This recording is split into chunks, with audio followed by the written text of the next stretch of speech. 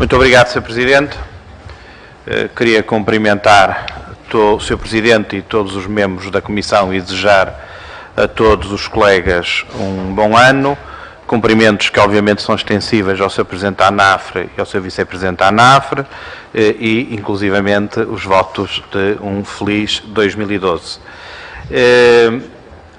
Estive a ouvir com atenção aquilo que o Sr. Presidente da ANAFRE nos trouxe aqui, as conclusões do 13º Congresso, e tenho algumas questões a fazer-lhe, a primeira das quais, aliás, não é uma questão, é uma observação. Eu julgo que há aqui, mas enfim, isso faria parte do próprio debate, mas penso que seria incorreto da minha parte, antes de fazer as questões, não contextualizar. Acho que há aqui um equívoco de base, porque o documento que nos foi agora aqui apresentado e as palavras que o Sr. Presidente aqui proferiu, dizem que há uma rejeição do chamado documento verde para a reforma administrativa, mas ao mesmo tempo uma premissa de admissibilidade da reforma. Disse inclusivamente o Sr. Presidente que quer ser uma, ou pelo menos se não disse estas palavras, deu o significado, julgo ter sido este, que a ANAFRE quer ser uma peça fundamental nessa mesma reforma.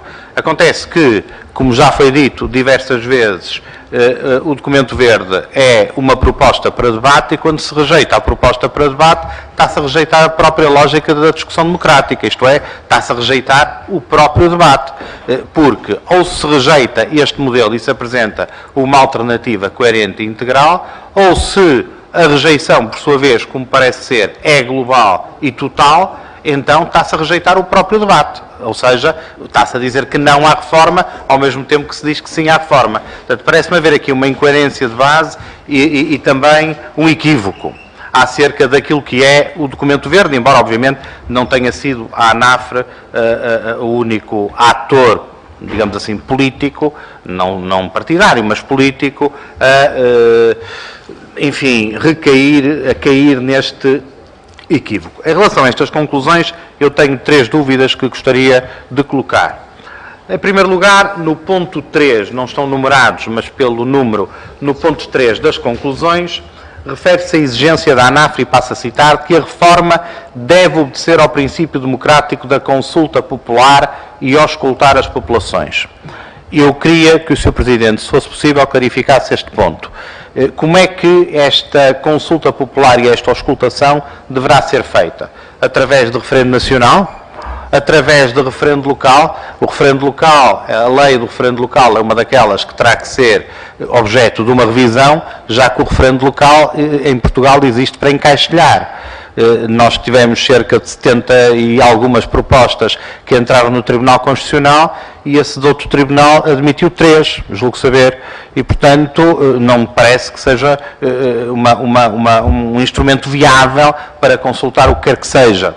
E portanto, para que a reforma fosse objeto de referendo local, teria primeiro que haver reforma, isto é, desde logo a reforma da lei do referendo local. Para referendo nacional, penso que o localismo, que é a própria essência da existência das freguesias, impediria que se pudesse apresentar uma proposta global nacional quando estão em causa 4.259 freguesias e 308 concelhos. E, portanto, eu não percebo muito bem o que é que se quer dizer com este ponto, com a consulta popular e a auscultação das populações, para além daquilo que já está referido no próprio documento verde, que é a pronúncia e todo o processo ser feito de forma ascendente e todo o processo passar, portanto, pelas Assembleias Municipais, onde as freguesias, designadamente os seus presidentes, têm representação por imperativo constitucional. A segunda dúvida diz respeito ao ponto 5, e que fala-se aí nesse ponto 5, nos protocolos de delegação e contratualização de competências, referindo-se que eles devem ter caráter universal. Estou a citar.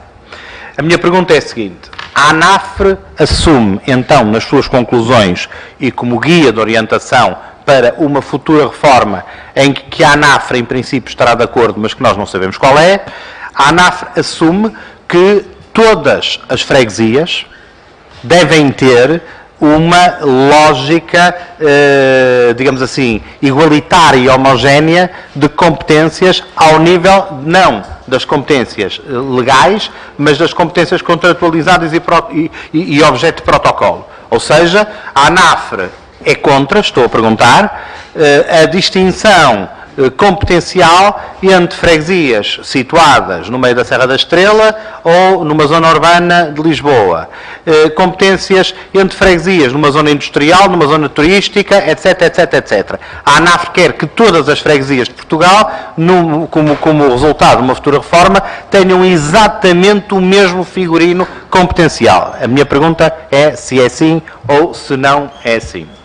Por último, gostaria também de um outro esclarecimento no último ponto das conclusões, onde se diz que a ANAFRE garantirá a dignificação do mandato, promovendo a revisão dos cargos face às novas competências a atribuir às freguesias. Eu confesso, Sr. Presidente Armando Vieira e Sr. Vice-Presidente, eu não percebo muito bem o que é que quer a ANAFRE significar com esta expressão revisão dos cargos e, nesse sentido, solicitava um esclarecimento. Muito obrigado. Muito obrigado.